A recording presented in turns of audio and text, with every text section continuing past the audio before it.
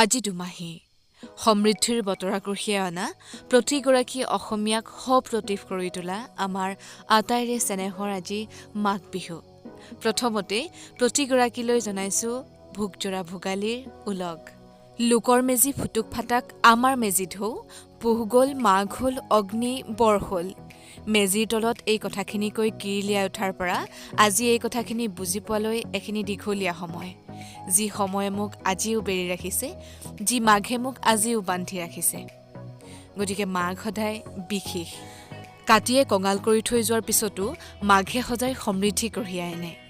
মাঘে আমাক আশা দিয়ে, মাঘে আমাক জীৱন দি তুলি ধৰে। গতিকে বহু সময়ত মাঘ আমালৈ শক্তি হৈ উঠে। আচ্ছা, আপোনালোকৰ বিহু কেনে চলিছে? মই এফালে গা পা ধুই মেজিৰ তললৈ যাওঁ বুলি লওঁতেই বাটতে আগচি এই পোৱালি মখাই মোক অৱস্থা নাইকিয়া কৰিলে।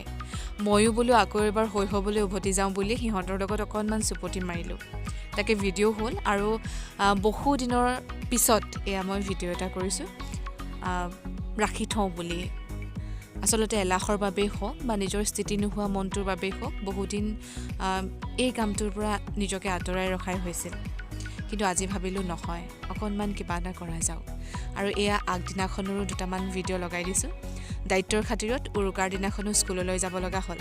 বাটতে এয়া ষ্টুডেণ্ট এজনীয়ে পিঠা লৈ আনিছিলে, পিঠা লাৰু ময়ো সিহঁতলৈ বুলি লৈ গৈছিলোঁ। গতিকে বাছতে কেইটামানক ভগাই দিলোঁ। আৰু এইফালে আমাৰ কণমানি কপৌ ফুল পাহিক লৈ আমি উৰুকাৰ ভোজ খাবলৈও গ'লোঁ আৰু তাৰে অকণমান ভিডিঅ'। বাৰু, মাঘৰ জুইকুৰাই আটাইৰে অসূয়া অপ্ৰীতিবোৰ নাশ কৰক, আটাইৰে জীৱনবোৰ ৰঙীন হৈ উঠক। আজিলৈ আহিছোঁ, আকৌ লগ পাম।